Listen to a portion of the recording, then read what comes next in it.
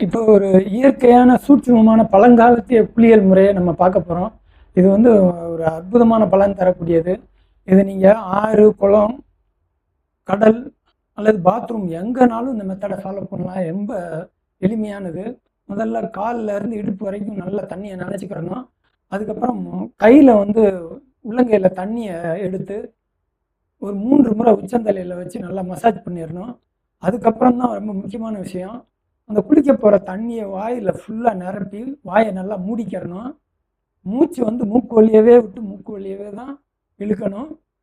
குளிக்கிற வரைக்கும் இதே இத வந்து கண்டிப்பா ஃபாலோ பண்ணணும்.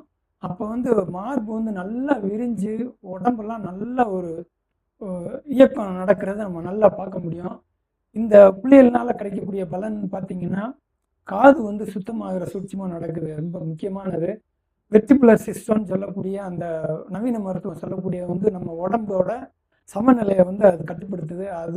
அதுபோக காதோட உள்ளுறுப்பெல்லாம் சுத்தமாகிறத உணர முடியும். அதுபோக அலை அலையா வந்து நெகட்டிவிட்டி போறத பார்க்கலாம்.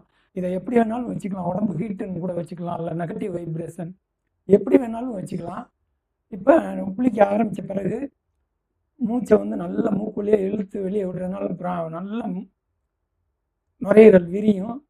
அது போக முக்கியமா அ சைனஸ் பாதிப்பு, இந்த மாரி சளி தொந்தரவு உள்ளவங்களும் கூட இந்த மெத்தட ட்ரை பண்ணலாம். அவங்களுக்கு தொந்தரவு கொஞ்சம் குறையும்.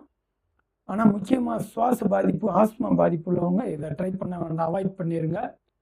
அ இத செய்றதுனால நல்ல புத்துணர்ச்சி கிடைக்கும். அது போக நமக்கு நல்ல இந்த காது கிளியர் ஆகுறதுனால உடம்பு புத்துணர்ச்சியும், ஒரு நல்ல சமநிலை, ஸ்டெபிலிட்டி வந்து நல்லா கிடைக்கிறத அருமையா உணர முடியும். மிகச்சிறந்த குளியல் முறை இது. ட்ரை பண்ணி பார்த்துட்டு இது பண்ணுங்க. நாங்க சதுரகிரியில கூட காட்டாறுல கூட குளிச்சு இத ட்ரை பண்ணி பார்த்துருக்கேன். எல்லா நீர்நிலைகள்லயும், பாத்ரூம்லயும் தினந்தோறும் நேரம் கிடைக்கிறப்பலாம் இத ஃபாலோ பண்ணிடுறேன். உன்னதமான முறை. சீனர்களும் கூட இத உன்னத முறையா, இந்த குளியல் முறைய கடைபிடிக்கிறாங்க. நீங்களும் கடைபிடிச்சு, அ விளைவுகள கமெண்ட்ல சொல்லுங்க.